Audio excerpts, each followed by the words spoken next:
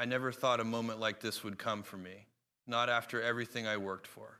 Not after all the hours, all the sacrifices, all the nights. I told myself that someday I would finally slow down and breathe again. But the truth is, I woke up one morning and something felt wrong. Not physically, not financially, not professionally. It was something deeper, something quieter, something I didn't want to look at. It felt like a part of my life had simply vanished, a part I could never buy back, a part I could never rebuild. And if you're over 50, maybe you felt this too, that strange moment when you realize time has taken something from you and no amount of money, power, or success can bring it back. I lost something I can never replace. And I want to tell you how it happened, slowly, quietly, in ways I never expected. I remember looking at myself in the mirror. My face was older. My eyes weren't the same. There was a heaviness, a weight that had been building for years. Most people think the hardest part of success is getting there. They think it's the grind, the long nights, the competition, the pressure. But in my experience, the hardest part is what you lose along the way without even realizing you lost it. That morning, I kept asking myself one question. How did I let this happen? Because the thing I lost, the thing I could never replace, it wasn't money or health or even time. It was something more human than that, something more painful. But I'll get to that. Not yet. I need to explain how it began. People see Amazon today and imagine a straight line, an easy rise, a simple story of innovation and success. But the truth is, back in the early days, it didn't feel like a company. It felt like a storm, a constant, never-ending storm. And I was right in the middle of it. I had this obsession, this mission, this belief that if I just pushed a little more or worked a little harder, everything would make sense in the end. I told myself it was for the future, for the customers, for the world. But if I'm being brutally honest, it was also for me, because when you're young and hungry, you think the world is a mountain you can climb forever. You don't think about your knees giving out. You don't think about losing people. You don't think about looking back one day and realizing the years slipped through your fingers like dust. I certainly didn't. Running Amazon in those early years, it consumed everything. My time, my health, my relationships. Every hour belonged to the company. Every moment belonged to the next idea, the next decision, the next crisis. I kept telling myself, when things settle down, I'll finally take care of myself. When things calm, I'll spend more time with family. When the company is stable, I'll slow down. But things never settle, they never calm, they never give you permission to stop. And before you know it, your life becomes a series of not yet and maybe later. If you're over 50, you understand what that does to a person. You wake up one day and you feel like you lost something important, something you didn't even realize you were holding. I used to believe life was about building a company, building a future, building a legacy. But no one told me there would be a cost, a real cost, a cost that doesn't show up on a balance sheet. There was a night, I remember it clearly, when I came home late from the office. The house was dark. My family was asleep. Even the dogs didn't wake up to greet me. I stood there in the hallway, and the silence felt heavy, almost accusing. I'd spent 12 hours solving problems at work, but I hadn't spent 12 minutes being present at home. That night, I felt something shift inside me, a small crack, a small warning. But I ignored it, because that's what people like me do. We ignore the cracks until they become earthquakes. And the earthquake did come. You see, the thing I lost wasn't sudden. It didn't happen in one moment. It happened gradually, the way a rope slowly frays over time. It was the small things, the missed dinners, the forgotten birthdays, the important moments I wasn't there to witness. I told myself my absence was worth it, that success needed sacrifice, that one day my family would understand. But now, years later, I look back and I realize how wrong I was. Because the truth is, success doesn't replace the moments you miss. It doesn't hold your hand when you're old. It doesn't laugh with you at the dinner table. It doesn't sit beside you in the quiet moments of your life. Success doesn't hug you. Success doesn't remember you. Success doesn't love you. People do. And sometimes when you're too focused on building a future, you don't realize you're losing the present. That's what happened to me. That's what I can never replace. I wish I could tell you the moment I realized what I had lost was dramatic, loud, undeniable. But life doesn't work that way. Loss rarely announces itself. It creeps in slowly in the quiet spaces between the things you think matter. For me, it happened during a simple conversation. Nothing extraordinary, nothing emotional. Just a moment that should have been ordinary, but it wasn't. I was sitting alone in a hotel room, staring at a calendar filled with meetings, calls, launch plans, investor reviews, the usual schedule that had become my life. And then the phone rang. A family member, someone very close to me, called to update me about something important, something meaningful, a life event I should have been present for. And I remember hearing these words, "It's okay, we figured you'd be busy." They didn't say it with anger. They didn't say it with disappointment. They said it the way someone accepts the weather, something unavoidable, something predictable, something they no longer questioned. That sentence, those 8 simple words, cut deeper than any criticism I had ever heard. Because when the people you love begin expecting your absence, you've already lost more than you realize. I hung up the phone and sat there for a long time, listening to the hotel's air conditioner, listening to the silence in the hallway, listening to my own heartbeat, a sound I had ignored for decades. There are moments in life when the truth hits you so quietly, so gently, that you almost miss it. But it was in that moment I understood I had become a visitor in my own life, a guest in the lives of the people I cared about, a man who built everything yet somehow ended up standing outside the very things he wanted to protect. I had spent years chasing achievement, and I didn't realize how many irreplaceable moments had slipped through my fingers.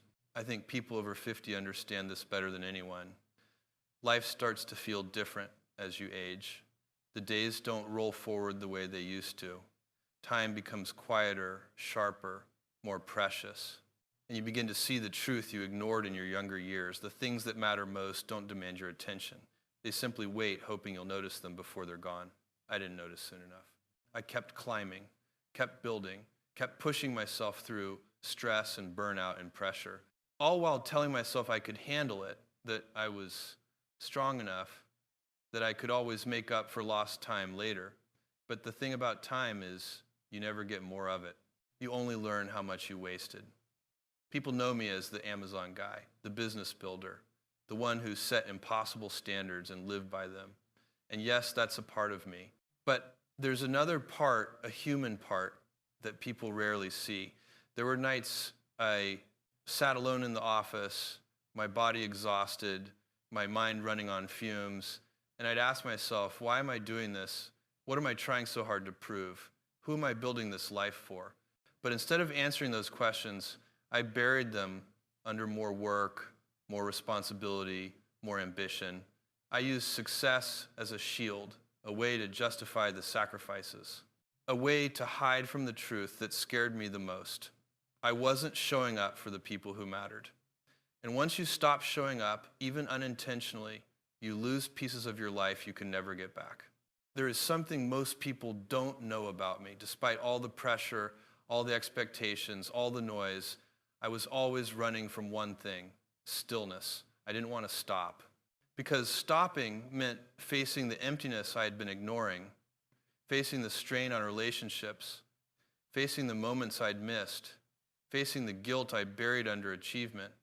But eventually, age forces you to slow down, not physically, emotionally.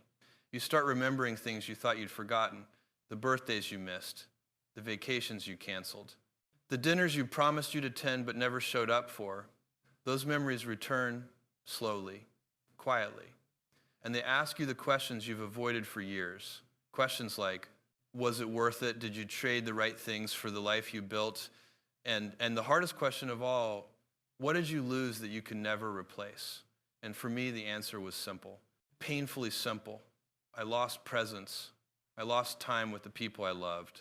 I lost moments that only happened once.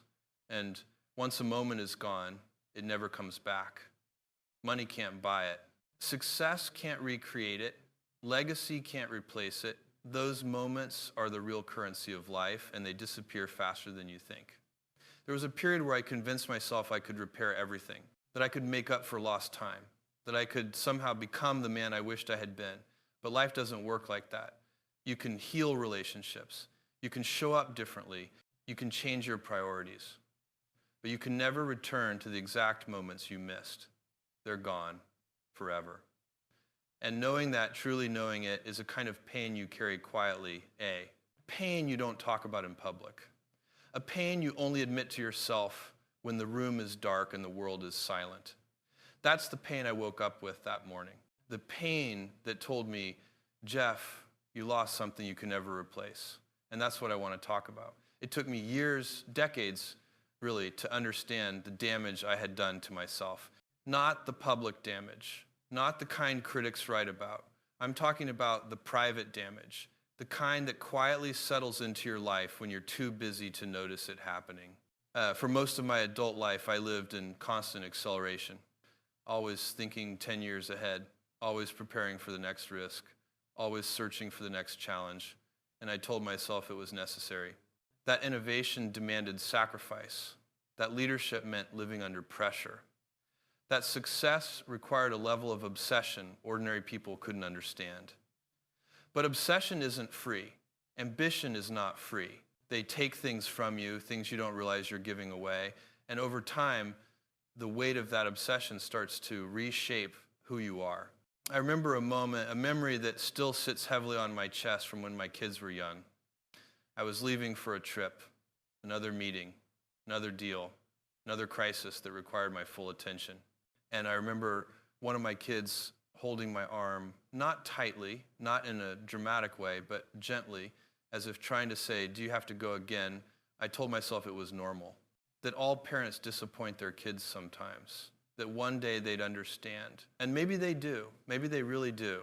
But understanding doesn't erase absence. Understanding doesn't replace memories that never happened. Understanding doesn't fill the empty chairs at moments you should have been there for. I didn't know it then, but I was losing something precious every time I walked out that door. That loss didn't happen overnight. It built slowly, layer by layer, until one day it was too heavy to ignore. As I reached my 50 seconds, something shifted. My body changed, my energy changed, my tolerance for stress changed. But more than that, my perspective changed. You start looking at life differently when you can see the horizon more clearly. I began asking questions I had avoided for years. What is all this for? What am I trying to prove? What happens when the work fades and all that's left are the people who waited for you? And the truth is, I didn't like the answers.